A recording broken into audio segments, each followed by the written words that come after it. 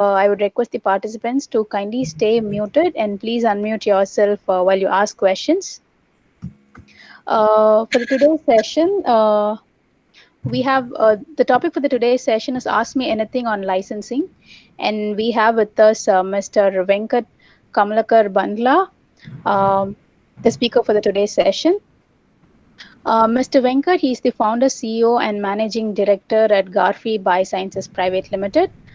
He's a business leader, board member, an advisor, and also an angel investor. He has over 23 years of experience and broad-based expertise in general management, strategy, operations, business development, and in R&D project management.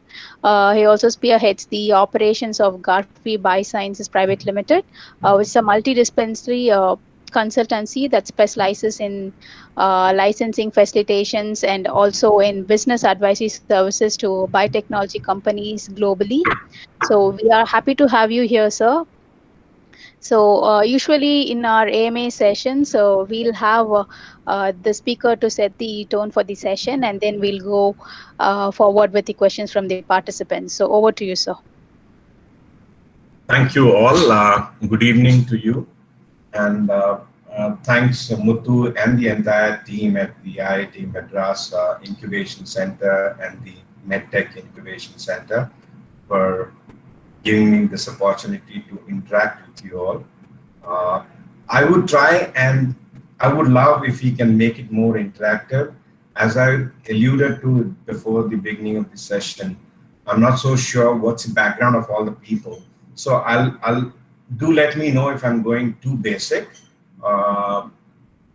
That's one thing. And second, please feel free to ask as many questions as you can. With this, let me try and set you up. But before I get on to the licensing, I would like to say times have really changed. In 90s, when in the year 90, when I was a management trainee and a product manager or a brand manager at Cadila Health, then a combined company, I asked for a computer. They found it easier to give me a secretary, not a computer. But that's the story how India has evolved over these years. I still continue to be very not so computer savvy, and some of my friends in the West make fun of me because in the West, especially anything to do with computers or laptop, they think that we come trained from the mother's womb. Okay, with that setting, let me get into licensing. I am assuming that most of you are entrepreneurs, either with the incubator or trying to start up your own ventures. If this is not the case, please do let me know. Licensing, as you would know, is a contract between two parties in which the licensor grants the license or the right to use either the brand name, trademark, patented technology, know-how, or ability to produce and sell goods, and in some cases, even manpower, as it happens in the hotel industry. As I said, it's a contract between the two parties where one grants the licensee the right to use, and it's not that the intellectual property owned by the licensor gets transferred on to the licensee. In a licensing agreement, the monetization happens typically on two fronts. One, there is an upfront fee in conjunction with a royalty fee or a profit share. Upfront fee is again down to negotiation. It depends on the territory, and it depends on the segment for which you're getting the license.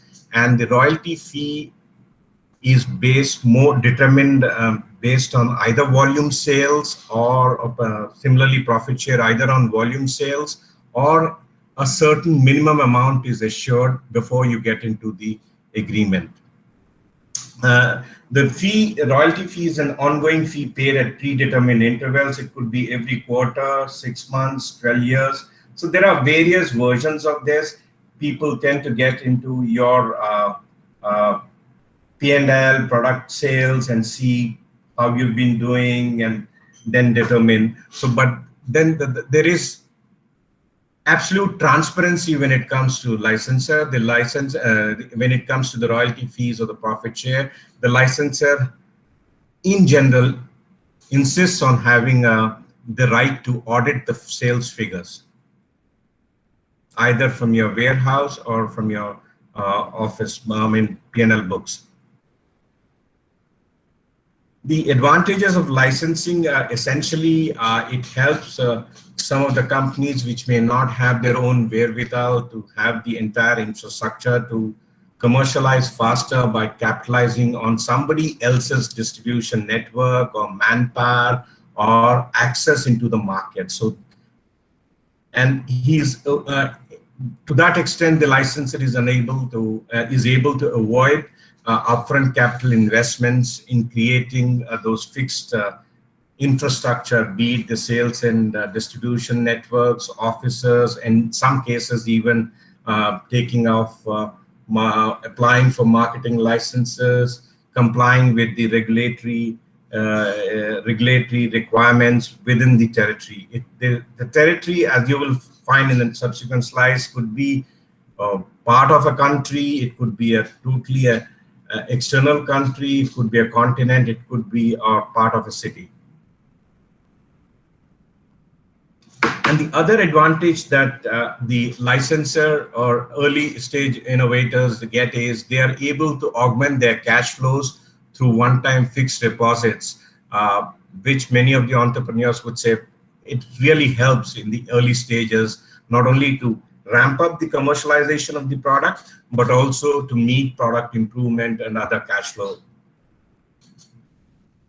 The other is as I mentioned earlier, is the advantage that one gets in terms of gaining or drawing upon the expertise and skills of the licensee in a particular territory, in a particular market segment or therapeutic segment, or a particular area.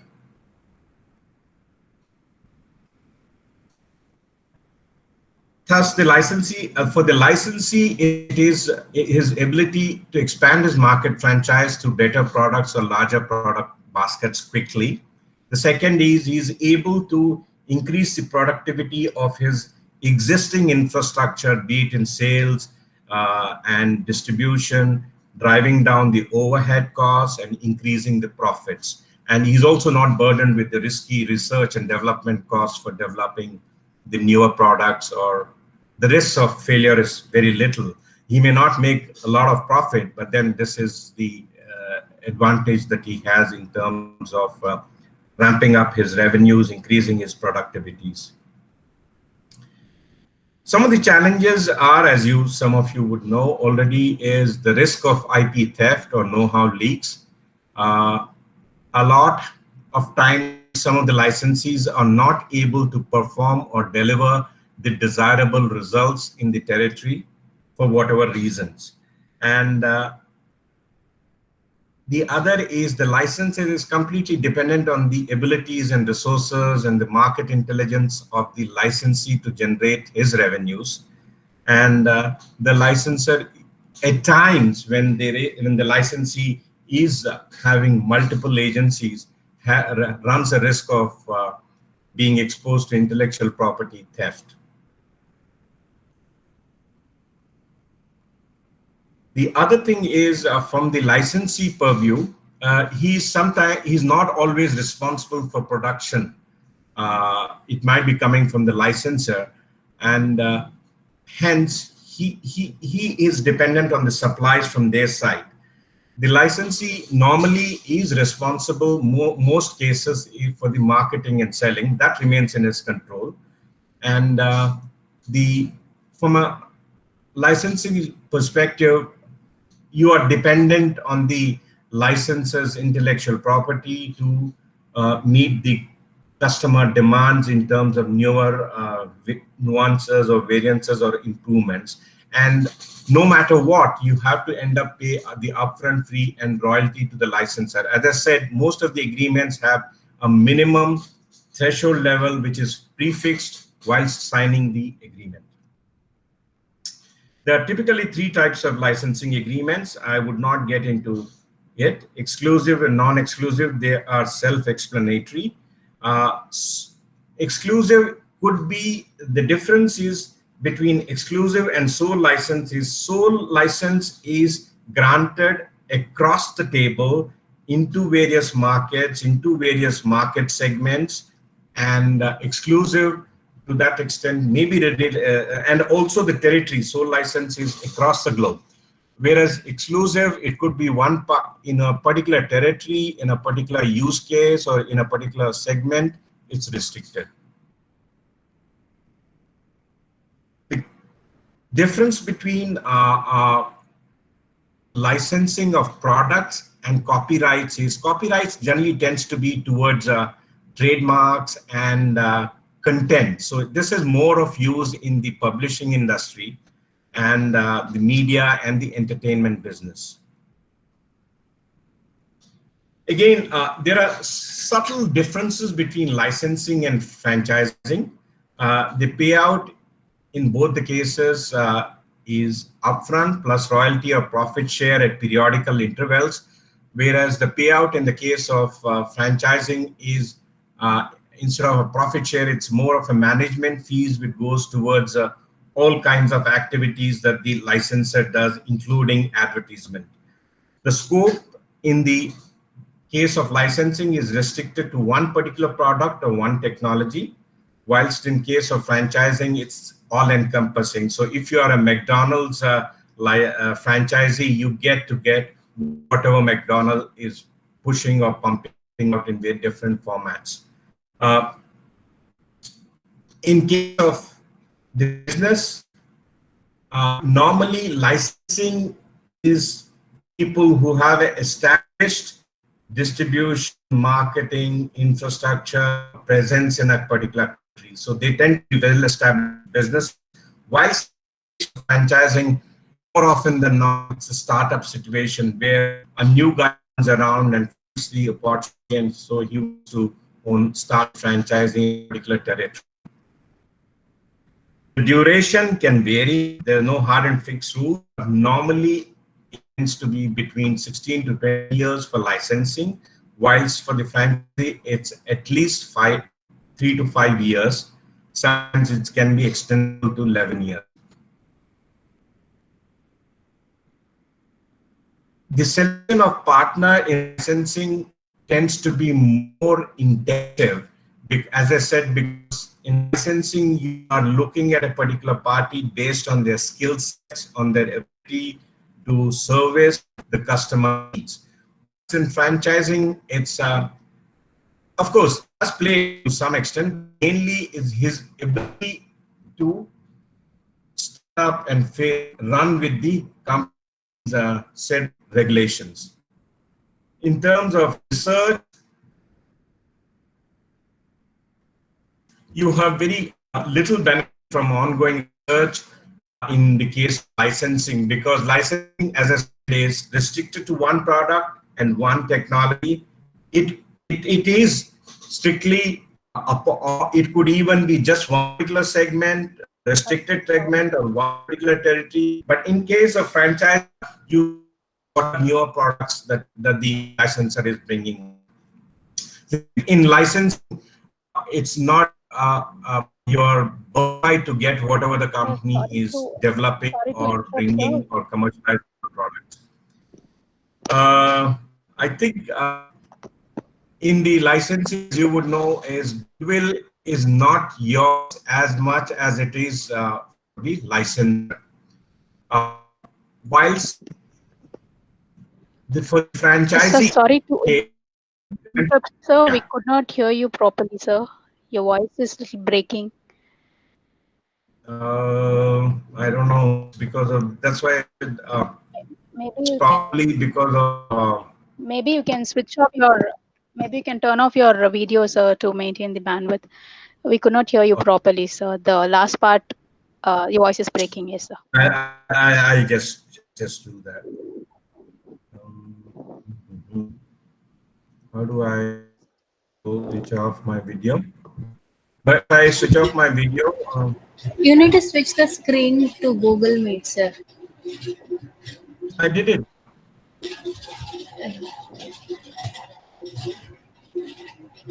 Google. You can go back to your Google Meet window and then you can switch off your video, sir. Meeting details. Yeah, yeah, I found it.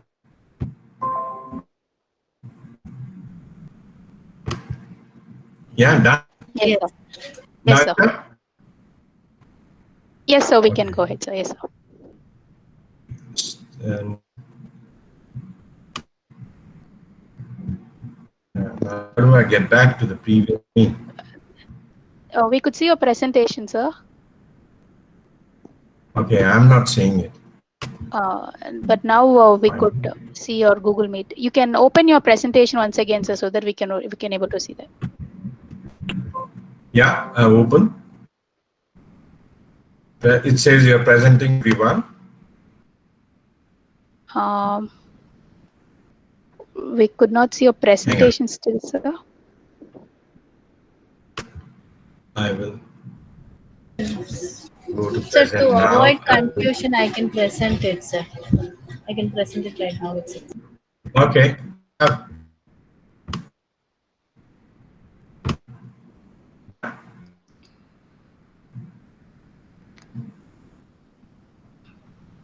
Yeah, you're presenting screen. It's come now. We could see Is Sumitra's this your screen, sir. It this Mitra screen? Let's go ahead.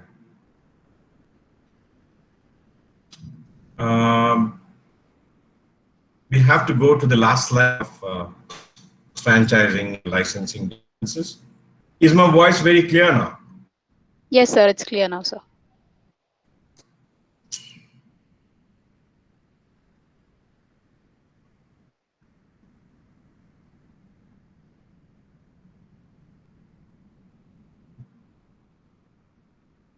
Yes, sir. I think we covered these.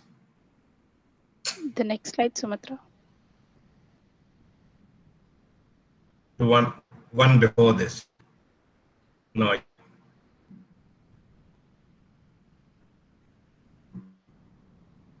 As I said, there's much will that gets passed on to the case of the license.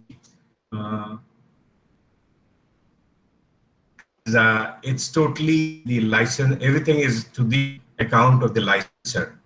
And lastly, to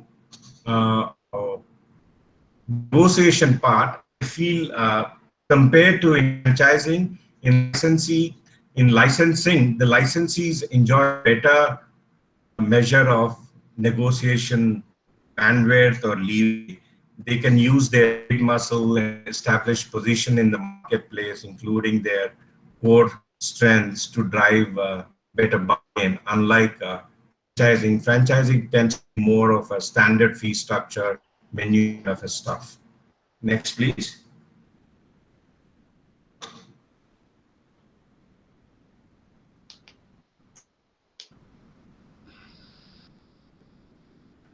There are subtle differences between royalty versus licensing fee.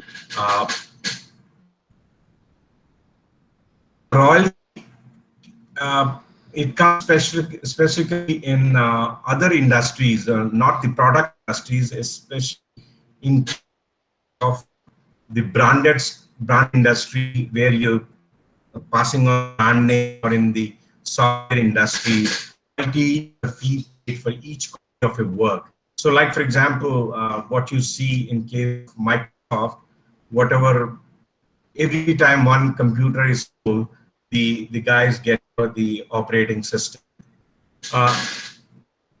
In contrast, the licensing fee is paid for a particular brand to engage in a particular business. For example, a baseball hat company pay a licensing fee to include Major League Baseball logo in their product. Another example would be a company that pays a licensing fee to a certified software partner. Key difference between royalty is based on the volume of the product sold, whilst licensing fees are usually a fixed price and they are paid upfront, negotiated upfront. Royalties tend to be on a calculated basis with a minimum threshold. Again, royalties, as I said, are use-based payments from one party to another. Licensing fees are paid as a part of an agreement that defines the terms under which tangible property is licensed for use by one party, the licensor, to the other licensee. Next, please. The top 10 global licenses, believe it or not, I don't have to hear this thing. Their licensing revenues tend to be in tens of billions of dollars. The topmost being Walt Disney, whose overall revenues, if I'm not mistaken, is 55 to 56 billion dollars, and essentially it's into entertainment and amusement. The other is Meredith Corporation, which is more into publishing and media. They tend to be there again around in the of 40 plus dollars. PVH is what was the early Philips Van Heusen clothing, and they own so many labels, including Tommy Hilfiger, Van Heusen, Louis Phillips, etc., etc. Warner Media, most of you would be known. Authentic Brands Group, US company, which is more of a, they're more of a brand management company. So into various spaces, games, entertainment, platforms, in retail brands, etc. Hasbro was initially started as a toys, but now more into games and entertainment platform. Universal Brand Development, again similar to what Authentic Brands is, and sales of almost $7 to $8 million, more games and digital platforms. Onyx is another brand which does more. It's again more in the use to apparel, food, and other accessories, especially in store and small brands. Please. There haven't been many Indian companies who have been very successful. We've had a few franchisee models like kebabs and kebab factory, that kind of stuff, but haven't had much of success on the licensing side, on the consumer product side. But because most of the Indian companies are on the software, the pharmaceutical side, these will be more B2B. The top licensing agents in India are Dream Theater, IMG Reliance, which is a joint venture between Reliance and IMG Group. Viacom, which is heavily into media and entertainment. License Works. Next.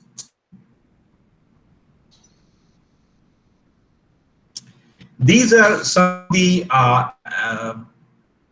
fine print that need to be very careful when either licensing your own product or licensing in technology or product. And either can, in the interest of time, because already we are at 17:28, I could kind of cover in the questions, and you could pass on if you wish, Sumita, to the participants. The choice is yours. I could explain them. Hello? Yes, sir. Yes, sir. You can. Do you want to just a small brief them? on. Just a small brief on all the topics. Three critical things is contract length. Whether the contract would be 2 years, 3 years, 5 years, 11 years, that's very important. And how so important would be is in what conditions, how it would get renewed, because that would determine as licensee your own investment into that product in terms of time and energy. As a licensor, you don't want to get caught with somebody who's not performing. You would have the options or exit options and performance caveats within the licensing agreement. That's a different issue, but normally people tend to give. That's why I said they may start off with first test and taste kind of a thing where you would give it to you for 2 years, 3 years. You can give it out to 2, 3 years, see their performance, and take longer periods. Then, in terms of the next most important is dispute resolution. In terms of judicial arbitrations, which especially this is very important when even in within the country it's important, but more important is when you're licensing out to the external countries.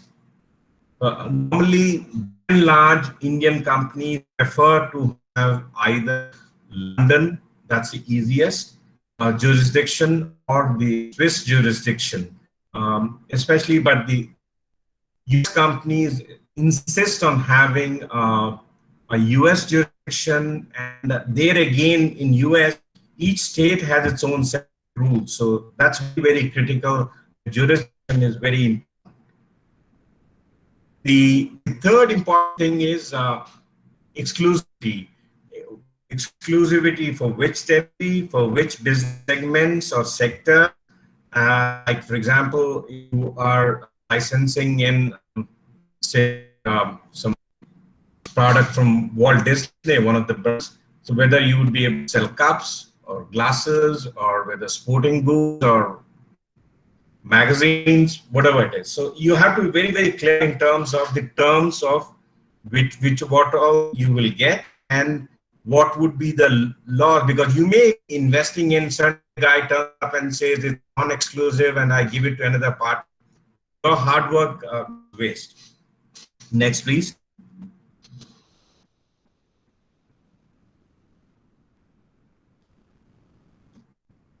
Okay, the other important thing, inventory. Most of the licenses insist on you stocking a set of volume of products during the tenure of the licensing agreement. So the contract should explicitly include how the inventory would be paid for, whether you would get any credit, because you may get it, you may pay it up, and you may not be in the opportunity to realize money immediately. So all those things in terms of the credit that would be extended to you, the terms of the credit that would be extended by you as a licensee to the market, those are very critical. And when you flip and you are the licensor, it's very important, because you would want to, the fact that you're doing licensing is to make sure that your flows are protected. So you might want upfront payment or a payment, and there are also issues in terms of how the payment takes place, as against C or against cash in bank, cash advance, or cash against advance payment. These are very, very critical issues.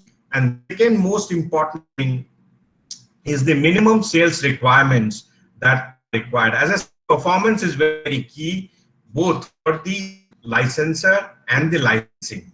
The licensee, because the burden is very high in terms of if he has to pay in advance or immediately, but he not able to realize the stock liquidation. So he gets into kind of an issue with that. But when you are going as a licensor, you would like to have the money in the then in terms of oversight, specifically, what kind of liabilities legally get passed on to you, because you are essentially the front end of the licensor in a particular market. And so there are a lot of indemnification issues. What happens if there is a quality issue? Who settles it? Because you just like you are just may be just selling it. So you may get sued. You get. So that's very important there to have a very clear understanding in terms of what's the oversight and how it is going to be managed. Please.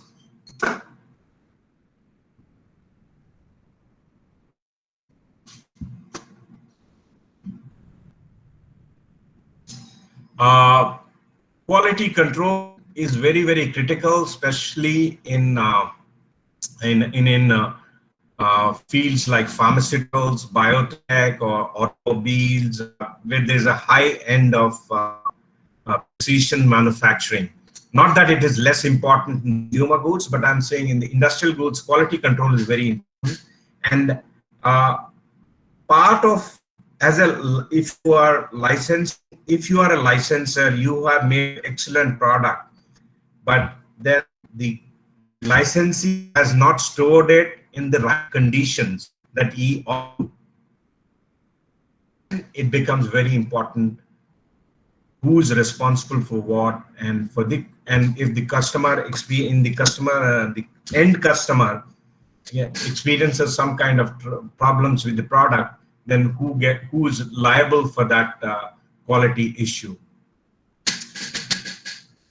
Patent applications, not much for a licensing agreement. Nevertheless, it's very, very important, because there could be a third-party patents. Since you are a licensee of that, the licensor might be infringing upon third-party patents. So you become a party to the patent infringement. Therefore, therefore, it is important to keep track of what is the patent situation. These become very important, especially in the high-tech industries, and especially like pharmaceuticals and biotech.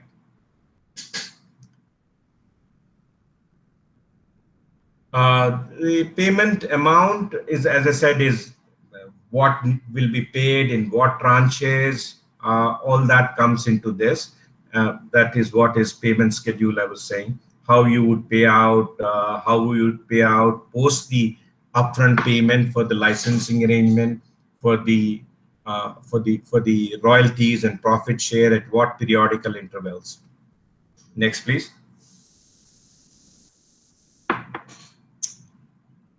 I think renewal rules are, we have looked at it. As this says, the agreement will include language about the steps each party must take for a timely extension of the contract to streamline future negotiations, and what terms would change.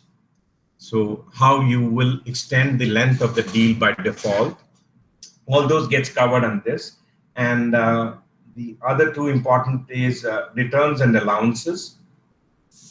Many licensing agreements involve physical products, especially in the in the product industry. How you will say, suppose it has a expiry issue, how it will be dealt with if the product gets expired, what is your responsibility? So these are the very critical angles, whether you would have the right as a licensee to send back the product for whatever reasons because the product did not sell or not. So those are the things which get covered. If there are damages during the shipment, how they will be dealt with. Royalty rates, you normally, it's again, each case is not the same. By and large, royalty rates tend to be single-digit figures in most of the cases we have seen, but in some cases you could even have low teens too. But again, especially in the licensing, it's more of give and take and negotiation skills. Next, please.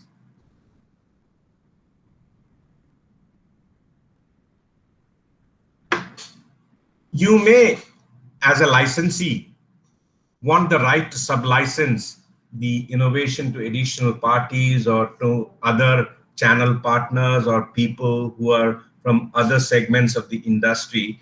But it's very often the licenses do not want to give the sub-licensing, especially because they're not sure how it would be dealt with. They're not very how it would lead to the future commercialization prospects of their own product. So we have seldom seen any sub-licensing, but yes, people do ask for sub-licensing. The territorial agreements, as I said at the beginning, it could be either part of a city, it could be a state, it could be a country, it could be a continent, it could tend, and each have its own issues in terms of regulatory compliances that need to be taken care of, and as well as the production, distribution, sales channels tend to be different. The logistics need to be taken care of. Next, please.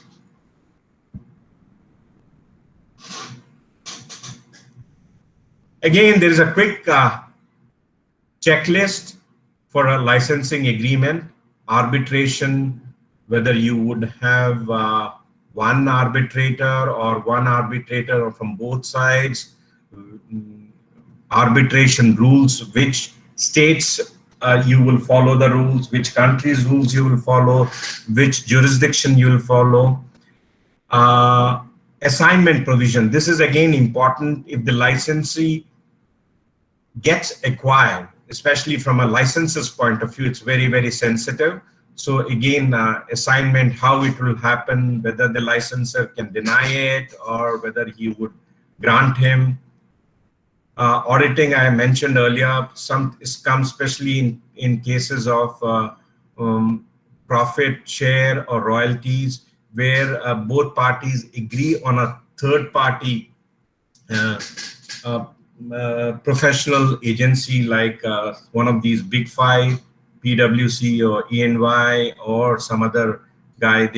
I mean, it's between the two parties, but normally they have, the licensor does want to have an option. It's good for him to audit the books of account for the product. Confidentiality, need not mention.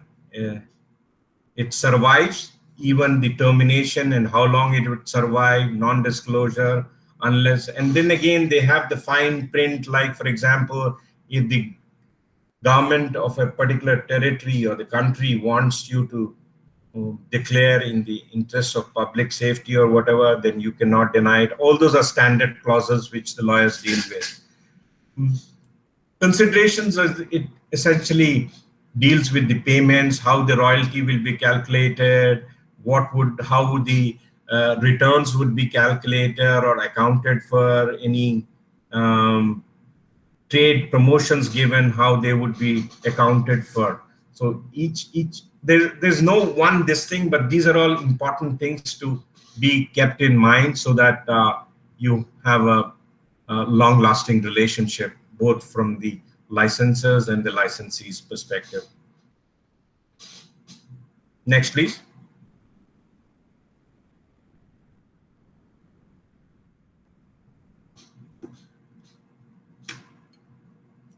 Favored nation status. This is especially when you don't want, you want a level playing field. You don't protects the licensees from unfair demands. So they want to pay what is a fair licensing fee. And the force majeure is known. It could be an act of God or something happening which is beyond anybody's control.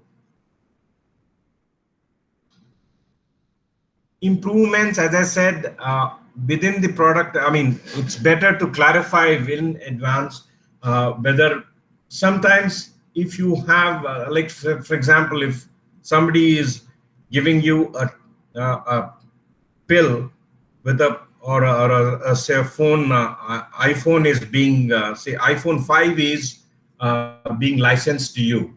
I mean, Apple doesn't do it. I'm just giving it as an example.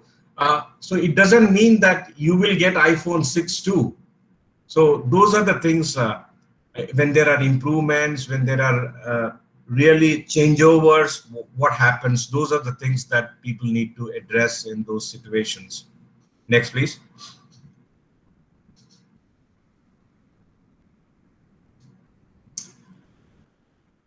Infringement, I think I covered. Infringement, inspection rights, intellectual property is essentially it, as I said, when the licensor is infringing somebody else's patents, so how the whole thing will be dealt with. We already said 545. Next, please.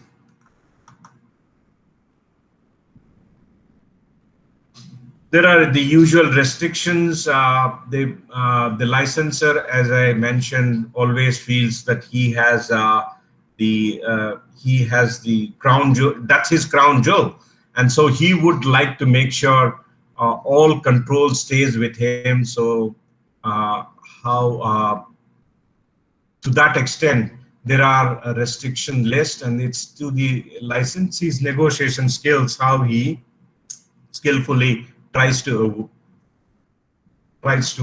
negotiate on those restrictions. Parties involved. Sometimes what happens is, this is particularly when there is a large corporation, you have subsidiaries signing a deal. So who all become parties, the contact details, in case of any disputes, to whom the uh, exchanges will be exchanged between. So those are all mentioned right in the beginning itself, so that there is no ambiguity at a later stage. And the rights and privileges of both the licensor and licensees are including the indemnifications are clearly laid out in the agreement. Next, please.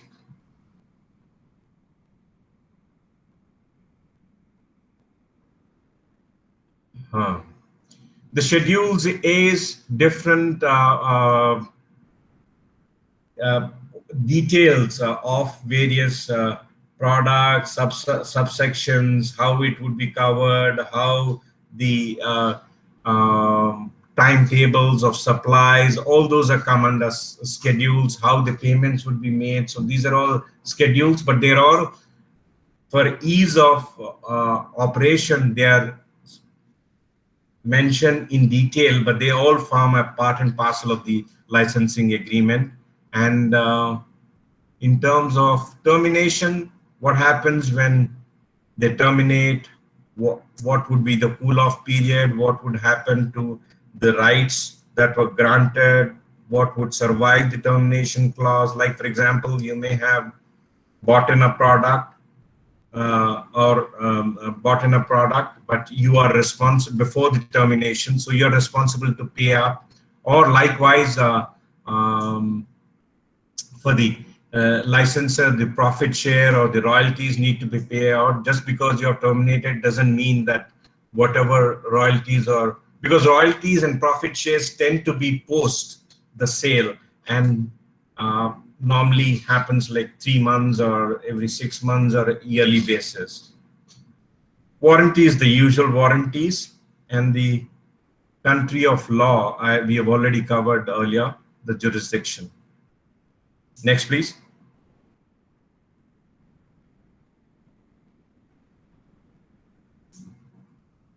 I think these tend to be more of the legal side. It's been drafted by one of my legal this thing. So I would let go because I'm getting worried. It's already 5:50. Should we go on to the questions or? Yes, so we have a few questions on the chat box, so we'll move please. on to the questions then. Dal. Yes, so we have a question from David. David, do you want to go ahead and ask your question?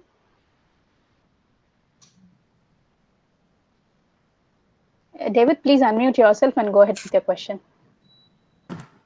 Hello, am I audible?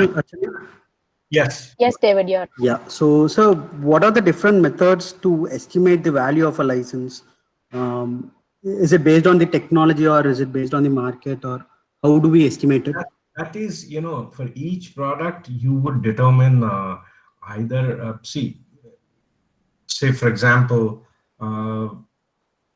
you are looking to estimate Apple phone, going back to this thing, or a technology. So your assessment of, you will have to find a way to, because this cannot be a hypothetical question. So you will have to find a way of what you think is the assessment of the market opportunity.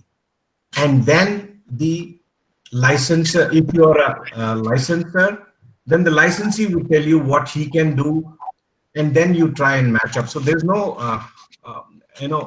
written gospel way in which you can determine the opportunity. So it's a give and take. People have agencies which do the market research and tell you how much you can garner for this product and what kind of a market opportunity exists. Okay, got it, sir.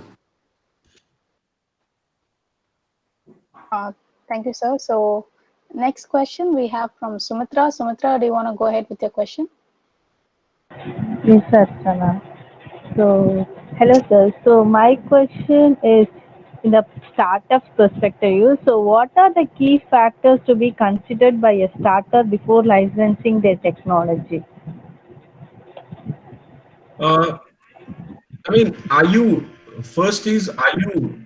in a position to hit the market? It should not be whenever you're ready to hit the market, is your product ready to stand the rigors of the actual market logistics, stand the rigors of the quality assurance?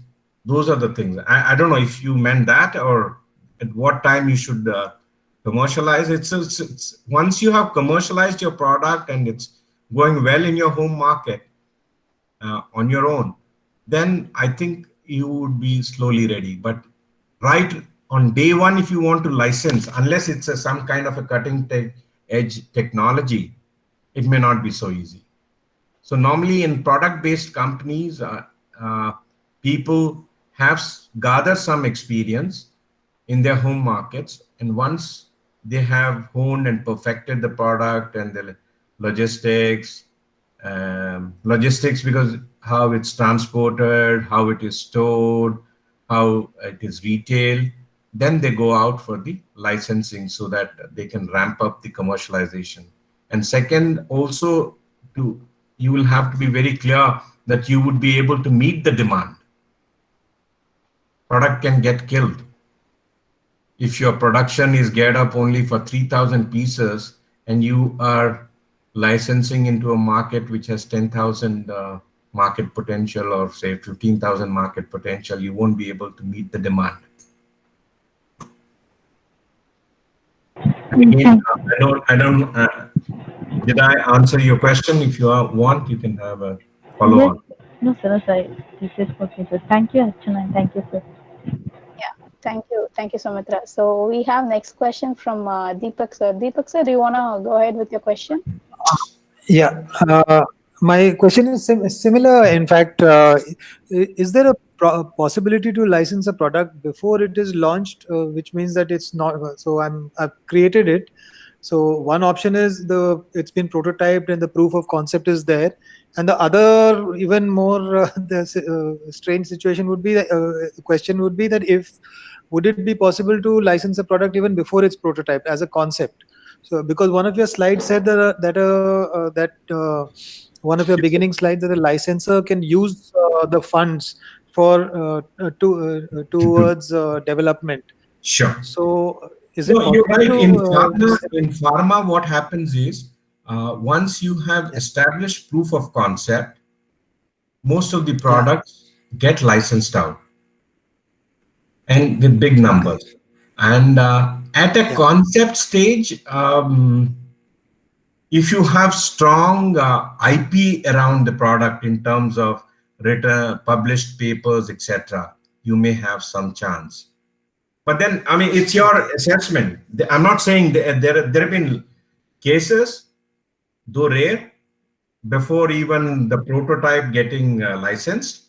There are cases even in pharma, but then you will have to ensure that your IP is protected and you have the wherewithal to ensure that IP you can what should I say? You can establish that IP rights. Not sorry, establish, enforce is what was the word that I was looking for. Enforce the IP rights.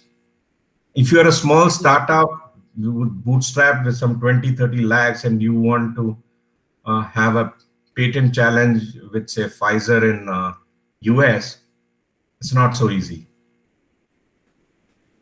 Yeah. Okay. And, so those are the risks that you run. Those are the risks that you run. Yes. Yes, I got that. And one other question on a different note.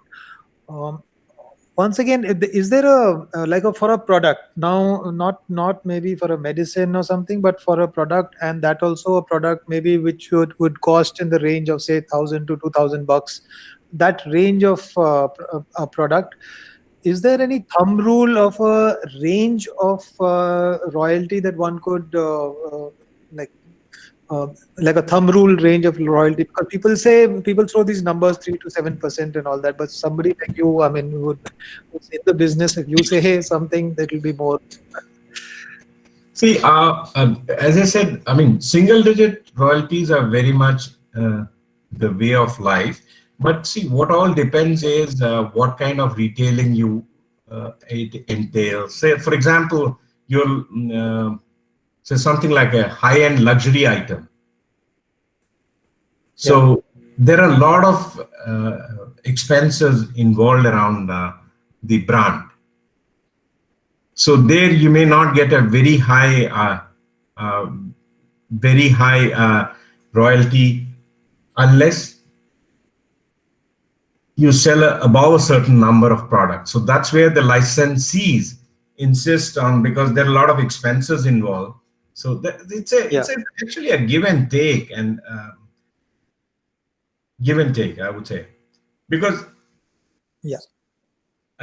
there are products like, say, for example, the other side is the flip side is I have seen a case where we've had 16% royalty, but that's a very limited market. Okay. Because of confidentiality, we cannot tell you, and that comes from a pharma, this thing. Pharma, sometimes even in generic products, we have something like not exactly royalty, we would call them the profit share. It could be 70-30 ratio also, or 50-50.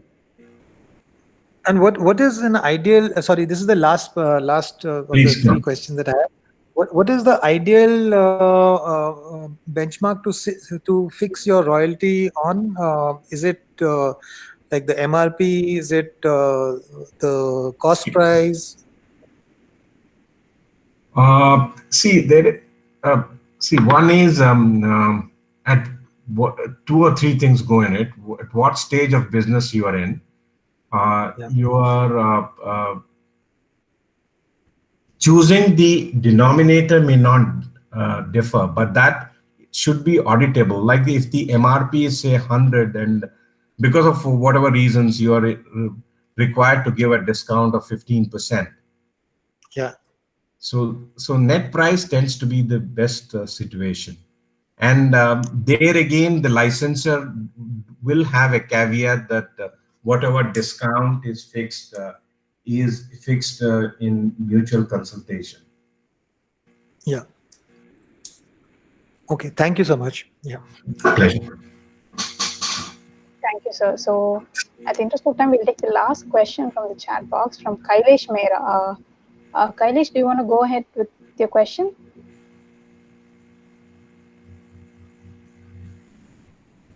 Mr. Kailash, please go ahead with your question.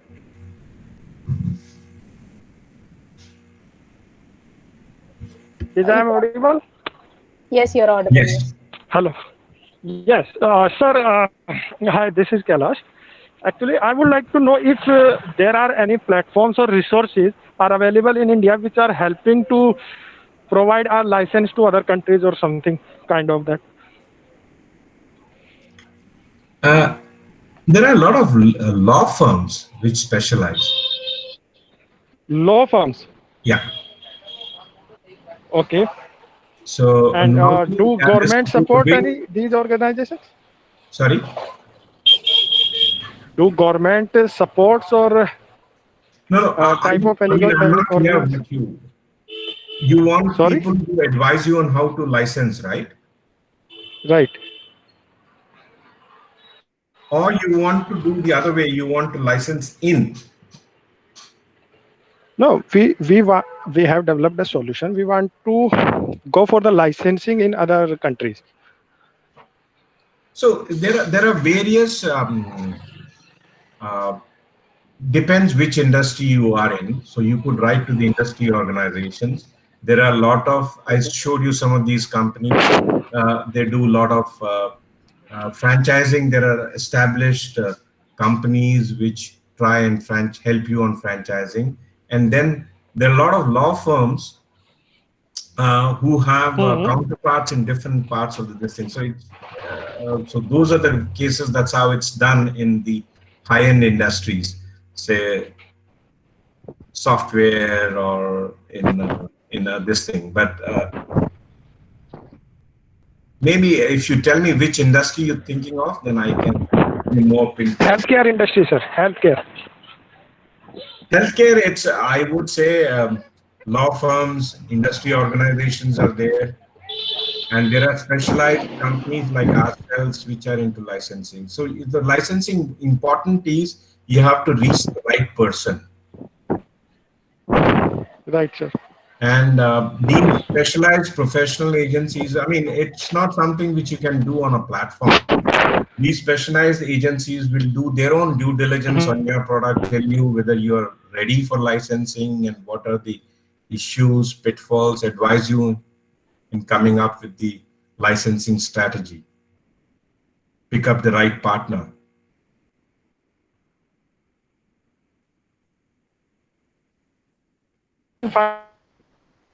Nope. Hope this answers Kailash's question. As we, Yes. I mean, I'm happy to take another 10 to 15 minutes more. I have. Sorry, Kailash, we could not able to hear you. Your voice is breaking. Your voice is breaking, Kailash. I'm asking where we find them, or we can connect to them, like how to find them. There are licensing societies, there are resources available. Okay. Licensing, there's a worldwide licensing bodies, their branches are here everywhere. It takes to be a little kind of, you know, old boys club kind of a thing. Not much is there in this. So as I said, very diverse players are there. Sometimes iBankers take it up, licensing deals. Sometimes lawyers take it up. Sometimes there are specialized agencies. I don't think you'll find very many equivalents. So,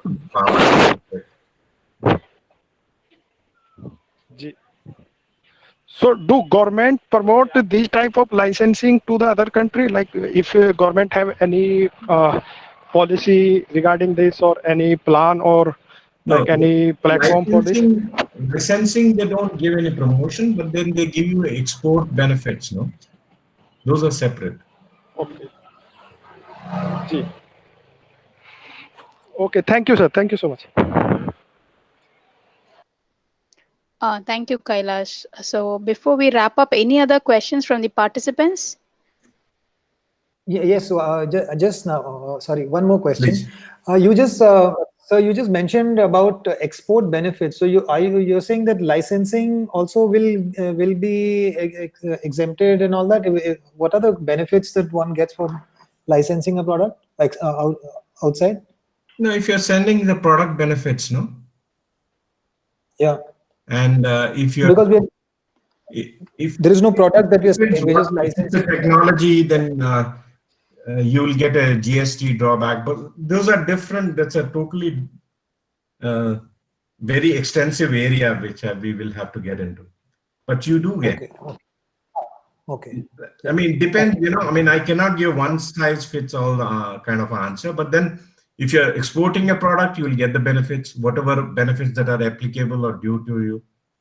Yeah, that is sure. But if you're licensing, which means that you're not exporting a product. Not necessarily, no. Licensing. No, but suppose you are. No. Licensing is, if it's licensing, could be just marketing and sales. It could be production. So production, when you're giving the intellectual know-how or how to produce. Yeah. So on that, some of this, how the income is treated will be different. Yeah. Yeah, thank Yeah. you, Deepak. So, Thank you. any other questions from the participants? So, we have a question from Rajiv. Can we get the slides of your presentation? So, Yeah, I will have them shared. You could okay, share. sir. Thank you. So, yeah, any other questions from the participants before we wrap up? Good. Okay, sir. So, Thanks, then. It's been a yes, sir. pleasure. So, yes, sir. So, before we wrap up, I would like to make a few announcements here. So, I would request the participants to please fill the feedback form for us to improve the upcoming AMA sessions. And we are hosting a Knowledge Tuesday session by next week, Tuesday. So, on the topic understanding the term sheets by Manu Iyer. So, we would request your participation over there. And, sir, thank you so much for your time Thank today and for the informative presentation as well. So, we would be uploading our session videos in our YouTube channel. So, hope it is fine with you. Fine, fine. Thank you. Thank you, sir. Thank you so much for your time. Yeah, bye. Bye. Thank you, all the participants. Have a good evening.